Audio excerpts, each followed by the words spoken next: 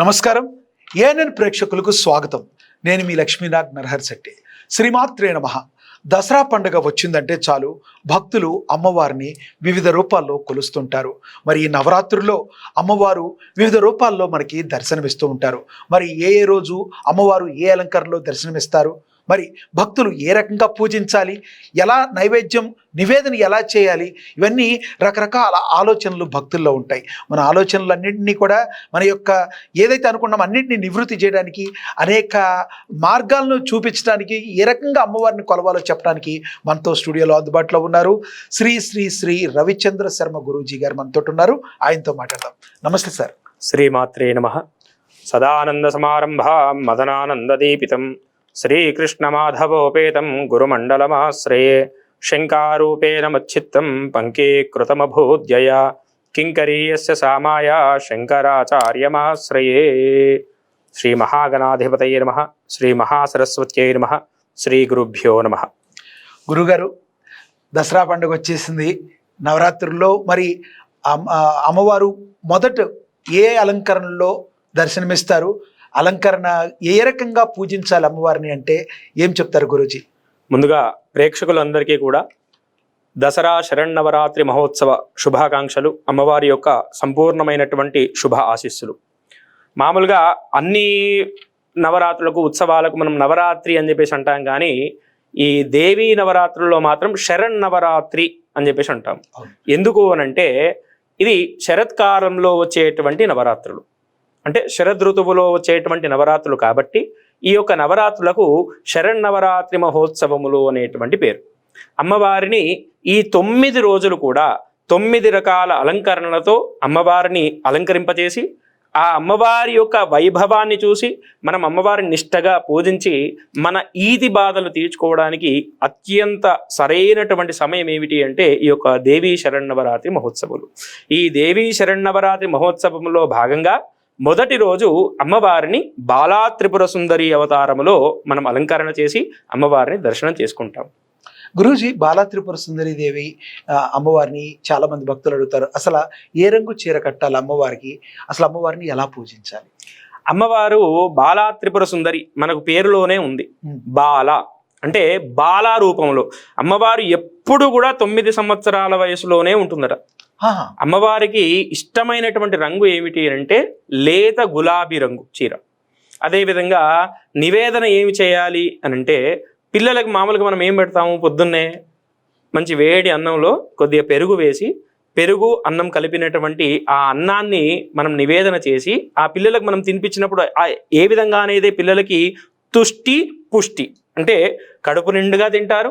అదేవిధంగా దాని వలన మనకు మంచి శక్తి అనేది వస్తుంది. ఆ రకంగానే బాలా త్రిపుర సుందరి అమ్మవారికి మనము పెరుగు అన్నము నైవేద్యం పెట్టాలి. పెరుగు అన్నాన్ని నైవేద్యం పెట్టాలి. అసలు అమ్మవారిని ఏ రకంగా పూజిస్తారు అంటే కుంకుమార్చనలు చేస్తూ ఉంటారు కదా, అసలు అమ్మవారిని పూజించేటప్పుడు ఎటువంటి ఏ రకంగా అందరూ కూర్చొని పూజించాలి, కుంకుమార్చన ఏ విధంగా చేయాలి? ఈ బాలా త్రిపుర సుందరి అవతారములో అమ్మవారిని బాలగా అంటే చిన్నపిల్లల భావించి అమ్మవారికి మంగళప్రదమైనటువంటి కుంకుమతోటి కుంకుమార్చన చేయడము, అదేవిధంగా ఇష్టమైనటువంటి తామర పువ్వులతోటి అమ్మవారికి పూజించడం ద్వారా మనకున్నటువంటి కోరికలను సులభంగా తీర్చుకునేటువంటి మార్గం ఏమిటి అంటే ఈ యొక్క బాలా త్రిపుర సుందరి యొక్క అర్చన. బాలా త్రిపుర సుందరి అమ్మవారిని ఎవరైతే శ్రద్ధగా నిష్టగా భక్తితో శ్రద్ధగా మన పిల్లలకు కదా మనము ఏ విధంగా లాలిస్తామో, ఏ విధంగా ప్రేమ చేస్తామో అంతకంటే ఎక్కువ అమ్మవారి యందు భక్తి శ్రద్ధలతో పూజించినట్లయితే మనకున్నటువంటి ఐహిక బాధల నుండి దూరం అవ్వచ్చు. ప్రధానంగా ఈ నవరాత్రుల్లో చాలా మంది చూస్తాం, మగవాళ్ళు కూడా 9 రోజుల పాటు మాల తీసుకున్నట్టుగా ఎర్ర కండువ వేసుకుని అమ్మవారిని మనసులో దీక్ష తీసుకుని, అంటే సపరేట్గా మాల్లాగా కాకుండా సపరేట్ దీక్ష తీసుకుని ఎర్ర కండువ వేసుకుని అమ్మవారికి ఇష్టమైన రంగు ఎర్ర కండువ వేసుకుని పూజిస్తూ ఉంటారు. వీళ్ళందరూ కూడా ఎటువంటి నియమనిష్టలు ఉండాలంటారు గురూజీ? మామూలుగా ఈ ఎవరైతే దీక్షగా అంటే దీక్ష ఎందుకు తీసుకోవాలి అని అంటే మనం మానవులకు అనేక రకమైనటువంటి మాలిన్యాలు ఉంటాయి. మాలిన్యాలు అంటే అది జన్మతగా వచ్చేటువంటి మాలిన్యాలు. అవన్నీ కొద్దిగా దాని నుండి దూరం అవ్వడానికి ఒక కండువను అమ్మవారి స్వరూపంగా భావన చేసి మెడలో వేసుకొని సూర్యోదయ పూర్వమే నిద్రలేచి కాలకృత్యాలన్నీ కూడా పూర్తి చేసుకొని ఆ రోజున అమ్మవారి నామస్మరణ చేస్తూ శ్రీమాత్రే నమః అనేటువంటి నామస్మరణ ఆ రోజంతా కూడా చేస్తూ ఏకభుక్తి అంటే ఒకటే పూట భోజనం చేస్తూ కనిపించినటువంటి ప్రతి స్త్రీని అమ్మవారి రూపంగా భావన చేస్తూ అమ్మవారి యొక్క నామస్మరణ చేయడం ద్వారా మనకు అత్యంత శుభ ఫలితం కలుగుతుంది. ప్రధానంగా ఈ అన్న సంతర్పణలు కూడా చేస్తూ ఉంటారు ఈ నవరాత్రుల్లో. ఈ సంతర్పణ చేసే క్రమంలో ఎవరైనా అన్న సంతర్పణ చేయాలి అంటే అమ్మవారికి అలంకారాన్ని బట్టి సంతర్పణ చేయాలా, లేదంటే ఏమన్నా దానిలో ఏమైనా ఉందంటారా? అన్న సంతర్పణ విషయానికి వచ్చేసరికి మామూలుగా అన్న ప్రసాదము అంటే అన్నార్తులకు మనము పెట్టేటువంటి ప్రసాదమే అన్న సంతర్పణ. మనము ఏ రోజున ఏ రూపంలో అమ్మవారిని కొలిచినట్లయితే ఆ అమ్మవారికి పెట్టినటువంటి నివేదనను మాత్రమే మనం అన్న సంతర్పణలో చేస్తే వారికి కూడా ఆ ప్రసాదం దక్కి వారికి సంతోషాలు అనేది కలుగుతుంది. అమ్మవారి అలంకారం అసలు అమ్మవారి అవతారం ఏ రకంగా వచ్చిందంటే ఏం చెప్తారు గురూజీ? మొదటి రోజున అమ్మవారిని మనం బాలా త్రిపుర సుందరిగా మనం పూజించుకుంటాము. అయితే మొదటి రోజుననే బాలా అవతారం ఎందుకు వేయాలి అని అంటే మన జన్మ కూడా బాల నుండే అంటే చిన్నపిల్లల నుండి దశ నుండే పెరుగుతుంది కదా. అదే విధంగా అమ్మవారిని మొదటగా బాలా రూపములో మనం పూజించాలి. ఈ బాలా రూపం దేనికి సంకేతము అని అంటే షోడశ మహావిద్యలు అంటాం కదా, దాన్ని షోడశి అంటారు. ఆ శక్తి ఉపాసన ఎవరైతే చేస్తున్నారో వారికి మొదటగా ఇచ్చేటువంటి మంత్రం ఏమిటి అంటే బాల. మనము చిన్నపిల్లల్ని ఈజీగా మన వేలో మనం మౌల్డ్ చేసుకోవచ్చు, అంటే మనం చెప్పిన మాట వింటారు పిల్లలు. అదేవిధంగా ఇక్కడ బాల కూడా అమ్మవారిని శ్రద్ధగా మనం పూజించినట్లయితే తొందరగా సిద్ధి కలుగుతుంది. ఆ ఉద్దేశంతో మొదటగా బాలా మంత్రం ఇస్తారు. దీంట్లో 3 తత్వాలు ఉన్నాయి. ఒకటి శైవతత్వం చూసుకుంటే బాలా సుబ్రహ్మణ్యం, వైష్ణవతత్వం చూసుకుంటే బాలాకృష్ణ, శక్తి తత్వం చూసుకుంటే బాలా త్రిపుర సుందరి. తత్వాల్లో కూడా ఇప్పుడు శివతత్వానికి సంబంధించి అదేవిధంగా వైష్ణవతత్వం అదేవిధంగా శక్తి తత్వం అంతే కదా. అంటే కొలిచేదంతా కూడా ఒకటే, పరమాత్ముడు అయితే ఒకటే. కానీ మనం చూసేటువంటి రూపం ఏదైతే ఉన్నదో అది శైవతత్వంలో వేరుగా ఉంటుంది, వైష్ణవతత్వంలో వేరుగా ఉంటుంది, శక్తి తత్వంలో వేరుగా ఉంటుంది. ఉదాహరణకు మన చేయి చూసుకుంటే మన వేళ్ళే డిఫరెంట్ గా ఉంటాయి. అదే విధంగా పరమాత్ముడు కూడా మనం ఏ రకంగా అనేది భావన చేస్తామో ఆ రకంగా మనకు దర్శనం అనేది ఇస్తుంది అనమాట. అయితే ఈ దేవి శరన్నవరాత్రి మహోత్సవాల్లో భాగంగా మొదటి రోజు బాలా త్రిపుర సుందరి అవతారములో అమ్మవారిని 9 సంవత్సరాల వయసు కలిగినటువంటి అమ్మవారి రూపంగా భావన చేస్తూ అమ్మవారి యొక్క పూజ చేస్తామన్నమాట. అయితే ఈ అవతారం ఏ విధంగా వచ్చింది అనంటే పూర్వము భండాసురుడు అనేటువంటి ఒక పెద్ద రాక్షసుడు ఉండేవాడు. అతడు దేవతలకు సరిసమానంగా ఒక నగరాన్ని నిర్మించుకొని అక్కడ పాలన చేస్తూ ఉన్నాడు. ఎంత క్రూరుడు అంటే లోకాలన్నిటిని కూడా భయపెట్టేవాడు. ఒక రోజున ఇంద్రుని మీదకి యుద్ధానికి బయలుదేరినాడు. ఇంద్రుని మీదకి బయలుదేరి ఆ ఇంద్రుడిని నానా తిప్పలు పెట్టినాడు. ఆ ఇంద్రుడు బ్రహ్మ దగ్గరికి వెళ్ళి, అయ్యా ఈ యొక్క బండాసురుడి వల్ల నా ఇంద్ర పదవి పోయింది, ఆ ఇంద్రలోకాన్ని అంతా కూడా ఆక్రమించుకున్నాడు, మరి ఆ బండాసురుడి నుండి రక్షింపజేసేటువంటి బాధ్యత నీదే అని చెప్పేసి బ్రహ్మదేవుడిని పూజించగా ఆ బ్రహ్మ ఇంద్రుడు ఇద్దరు కూడా నారాయణుడి దగ్గరికి వెళ్ళినారు. ఆ నారాయణుడి దగ్గరికి వెళ్ళి ప్రార్థిస్తే నారాయణుడు, బ్రహ్మదేవుడు, అదేవిధంగా ఇంద్రుడు ఈ ముగ్గురు కూడా దేవతలందరితో కలిసి శివుని దగ్గరికి వెళ్ళారు. శివుని ప్రార్థించగా ఆ బండాసురుడు కేవలము పరాశక్తి చేతిలోనే చనిపోయేటువంటి వరం ఉన్నది కాబట్టి మనమేమి చేయలేము, ఆ పరాశక్తిని వేడుకుందాము అని చెప్పేసి అమ్మవారి ప్రార్థించగా ఆ లలితా మహాత్రిపుర సుందరిగా అమ్మవారు దర్శనమిచ్చి బండాసురుని నుండి విముక్తి కలిగిస్తాను అని చెప్పేసి అభయం ఇచ్చింది అనమాట. అభయం ఇచ్చి ఆ బండాసురుని ఉన్నటువంటి 200 అక్షోహిణుల సైన్యం ఆ లలితా త్రిపుర సుందరి మట్టుబెట్టింది. తర్వాత బండాసురుడు తన 30 మంది పుత్రులు ఎవరైతే ఉన్నారో వారితో సహా యుద్ధానికి బయలుదేరినాడట. అంతటా లలితా మహాత్రిపుర సుందరి తన హృదయము నుండి ఒక శక్తి ఉద్భవించింది.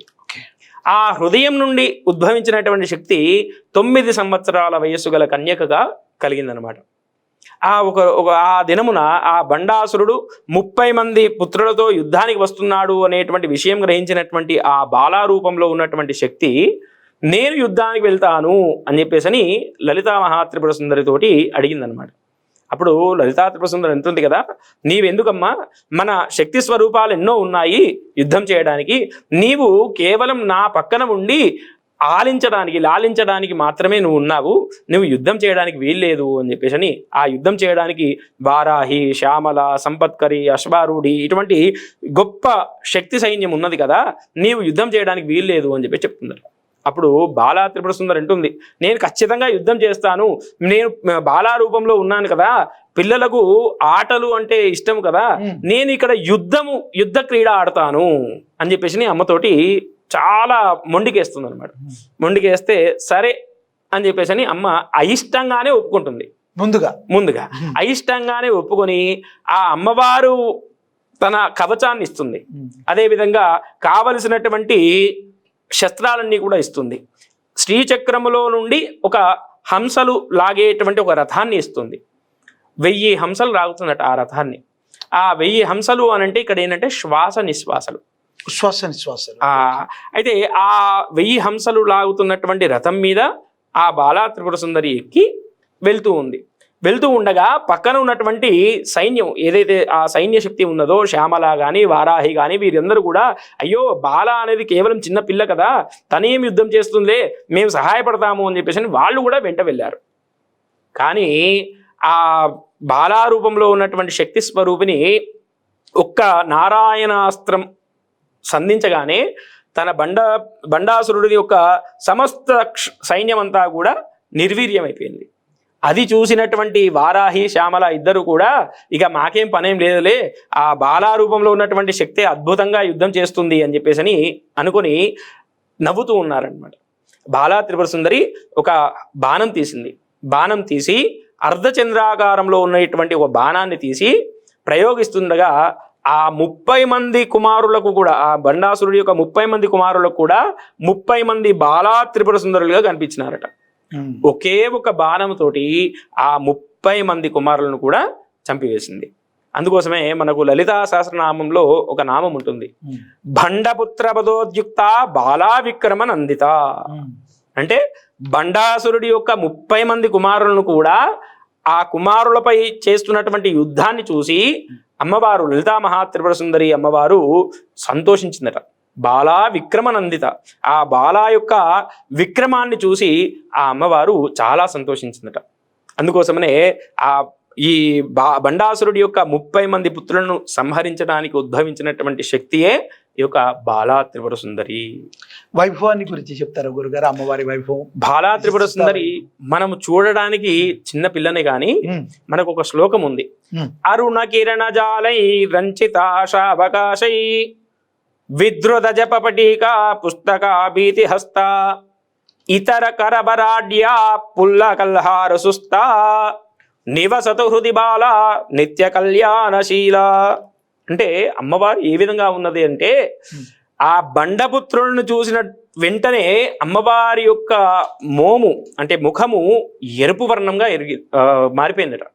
అరుణ కిరణ జాలై, అరుణ కిరణం అంటే సూర్యుని యొక్క కిరణాలు ఏ విధంగా అయితే ఎరుపు రంగులో ఉంటాయో ఆ ఎరుపు రంగు కిరణాలు ఆ బండపుత్రుల మీద పడ్డాయట. అంతటి ఎర్రగా మారిపోయిందట. రంజిత శావకాశ విధృత జపపటీక పుస్తక భీతి హస్త. అమ్మవారు 4 చేతులు 4 హస్తాలు కలిగినదై ఒక చేతిలో అక్షమాల. దీని సంకేతం ఏమిటి అంటే సమస్త మంత్రశక్తి అనేది ఆ అమ్మవారి చేతిలో ఉంటుంది. అదేవిధంగా ఒక చేతిలో పుస్తకం ఉంటుంది. పుస్తకము అనంటే సకల విద్యలకు అధిపతి. ఆ యొక్క పుస్తకం ఒక చేతిలో ఉంటుంది. ఇంకొక చేతు వరద ముద్ర, ఇంకొక చేతేమో అభయముద్ర. వరదము అభయము అంటే మనకు ఇక్కడ ఉన్నటువంటి ఐహిక బాధలన్నీ కూడా తొలగిపోయి తర్వాత మనకు మోక్ష ప్రాప్తి కలగడానికి ఒక మార్గము ఏర్పాటు చేసి ఆ మోక్ష ప్రాప్తి కలగడానికి సులభంగా వెళ్ళడానికి ఉపయోగపడేటువంటి విద్యనే ఈ యొక్క బాలా విద్య. అదేవిధంగా పుల్ల కల్హారు సుస్తా కల్లహారము అనేటువంటి తామర పువ్వులో మంచిగా కూర్చొని నిత్య కళ్యాణశీల అంటే అమ్మవారు ఎప్పుడు కూడా మంగళప్రదంగా నవ్వుతూ ఒక కలహారము అనేటువంటి తామరములో కూర్చొని 4 హస్తములు కలుగుతాయి, ఒక వరద అభయహస్తములు, అదేవిధంగా ఒక చేతిలో జపమాల, అదేవిధంగా ఒక చేతిలో పుస్తకము పట్టుకొని అమ్మవారు అందరికీ అభయం ఇస్తున్నట్టుగా మనకు దర్శనం ఇస్తుంది. అయితే గురూజీ ఈ నవరాత్రుల్లో అమ్మవారికి బాలా త్రిపుర సుందరి దేవుల అమ్మవారికి రకరకాల అనేక దేవాలయాలు ఉంటాయి కదా. అన్ని దేవాలయాల్లో బాలా త్రిపుర సుందరి దేవికి బాలా త్రిపుర సుందరి దేవే చేస్తారు. కానీ అమ్మవారిలో ఎందుకు రోజుల్లో కొన్ని రోజుల్లో ఒక్కొక్క దగ్గర ఒక్కొక్క అలంకరణ చేంజ్ అవుతూ ఉంటుంది అంటే ఏం చెప్తారు మీరు? అది ప్రాంతాచారం బట్టి మనం చేంజ్ చేస్తాం. ఇప్పుడు మామూలుగా విజయవాడలో చేసినట్టుగా శ్రీశైలంలో చేయరు, శ్రీశైలంలో చేసినట్టుగా కామాఖ్యలో చేయరు. అంటే ప్రాంతాచారం ఏ విధంగా ఉన్నదో ఆ విధంగా మనము అవతారాలు అనేది మనం చేసి అలంకరణ అనేది చేసి భక్తులకు దర్శనం ఇచ్చేటట్టుగా చేస్తారు. కానీ ఈ శరన్నవరాత్రుల్లో మూలా నక్షత్రం రోజు మాత్రం సమస్త మానవాళికి కూడా ఒకలే అమ్మవారు సరస్వతి అమ్మ. ఎందుకు అనంటే జ్ఞానప్రదాయిని అనేటువంటి మహాసరస్వతి అమ్మవారు పుట్టినటువంటి నక్షత్రము మూలా నక్షత్రము. మిగతా అవతారాలు పుట్టినటువంటి నక్షత్రాలు ఈ నక్షత్రాల్లో సరిపోవు. అందుకోసం అని చెప్పేసి ప్రాంతాచారం బట్టి మిగతా అవతారాలన్నీ చేస్తారు. కేవలం మూలా నక్షత్రం రోజు మాత్రం అందరూ ఖచ్చితంగా మహాసరస్వతి అవతారం మాత్రమే అలంకారం చేస్తారు. బాలా త్రిపుర సుందరి దేవి మాతని మనం తొందరగా మన మీద ఆవిడ కరుణ కలగాలి అంటే ఏదన్నా మంత్రం ఏమన్నా ఉందా గురువు గారు? బాలా త్రిపుర సుందరి మంత్రం అనేది మనము ఏ విద్య ప్రారంభం చేసినా కూడా మొదటగా ఇచ్చేటువంటి మంత్రము బాల. బాలా మంత్రము అనేది ఒక సద్గురువుని ఆశ్రయించి ఆ అమ్మవారి యొక్క అనుగ్రహంతో ఉపదేశం తీసుకొని ఆ ఉపదేశించినటువంటి మంత్రాన్ని యథాశక్తిగా మనస్ఫూర్తిగా ఉశ్వాస నిశ్వాసలను బట్టి ఆ యొక్క మంత్రాన్ని జపించినట్లయితే అమ్మవారి యొక్క సిద్ధి తొందరగా కలుగుతుంది. అయితే ఈ యొక్క శ్లోకాన్ని కూడా మనం జపించినట్లయితే అమ్మవారి యొక్క అనుగ్రహం అనేది మనకు లభిస్తుంది. అరుణ కిరణజాలై రంచిత శావకాశ విధృత జపపటీకా పుస్తక భీతిహస్త ఇతర కరవరాడ్యా పుల్ల కల్లహారు సుస్త నివసతు హృది బాల నిత్య కళ్యాణశీల అనేటువంటి ఈ శ్లోకాన్ని, అంటే ఇది బాలా త్రిపుర సుందరి అమ్మవారి యొక్క ధ్యాన శ్లోకం. ఈ యొక్క ధ్యాన శ్లోకాన్ని కూడా మనం పఠించినట్లయితే అమ్మవారి యొక్క అనుగ్రహం అనేది మనకు ఖచ్చితంగా కలుగుతుంది. అనేది భావించకండి, మీరు చెప్పింది నేను రిపీట్ చేస్తా, కొంచెం చెప్తారా మా ప్రేక్షకులు కూడా అర్థం? తప్పకుండా. అరుణ కిరణ జాలై అరుణ కిరణ జాలై రంచితాశావకాశ రంచితాశావకాశ విధృత జపపటీకా విధృత జపటైకా విధృత జపపటీకా విధృత జపపటీకా పుస్తకా భీతిహస్త పుస్తకా భీతిహస్త ఇతర కరవరాడ్యా ఇతర కరతవాడ్యా ఇతర కరవరాడ్యా ఇతర కరవాడ్యా పుల్ల కల్హారు సుస్త పుల్వ కల్వారు సుస్త నివసతు నివసతు హృది బాల హృది బాల నిత్య కళ్యాణశీల నిత్య కళ్యాణశీల. ఈ యొక్క శ్లోకాన్ని నిత్యము ఎవరైతే 108 సార్లు పఠిస్తారో అమ్మవారి యొక్క అనుగ్రహం చేత మనకు మంచి జ్ఞానం, అమ్మవారు ఇచ్చేది మంచి జ్ఞానం ఇస్తుంది. మంచి జ్ఞానం ఉంటే మంచి నిర్ణయాలు తీసుకునేటువంటి అవకాశం ఉంటుంది. మంచి నిర్ణయాలు తీసుకుంటే మన జీవనం అనేది సాఫీగా జరిగేటువంటి అవకాశం అనేది ఉంటుంది. అదేవిధంగా ఈ శ్లోకం జపించినట్లయితే వైదికంగా కూడా మనకు అమ్మవారి యొక్క అనుగ్రహం చేత భగవంతుని మీద ప్రీతి అనేది పెరుగుతుంది. మన సహస్రార చక్రము అనేటువంటిది ఏ విధంగా యాక్టివేట్ అవుతుంది అని అంటే, మనము ఎప్పుడైతే శ్రద్ధగా చేసినటువంటి ఏ పూజనైనా, శ్రద్ధగా చేసేటువంటి ఏ మంత్రమైనా కూడా మన సహస్రార చక్రాన్ని యాక్టివేట్ చేస్తుంది. ఆ విధంగా ఈ యొక్క బాలా త్రిపుర సుందరి దేవి యొక్క ధ్యాన శ్లోకాన్ని ఎవరైతే శ్రద్ధగా భక్తితో నిత్యం జపిస్తారో అమ్మవారి యొక్క అనుగ్రహం చేత మంచి జ్ఞానము, మంచి విద్య, అదేవిధంగా మంచి పౌష్టికత్వము, అనేది కలుగుతుంది. చాలా చక్కగా వివరించారు గురూజీ. ఆ అమ్మవారు బాలా త్రిపుర సుందరి దేవి గారిని ఎలా మనం పూజించాలి, అదే రకంగా అమ్మవారి అలంకరణ ఎలా చేయాలి, అమ్మవారి యొక్క వైభవం విశిష్టత గురించి చాలా చక్కగా వివరించారు గురూజీ. ధన్యవాదాలు గురూజీ. శ్రీమాత్రే నమః. స్వస్తి.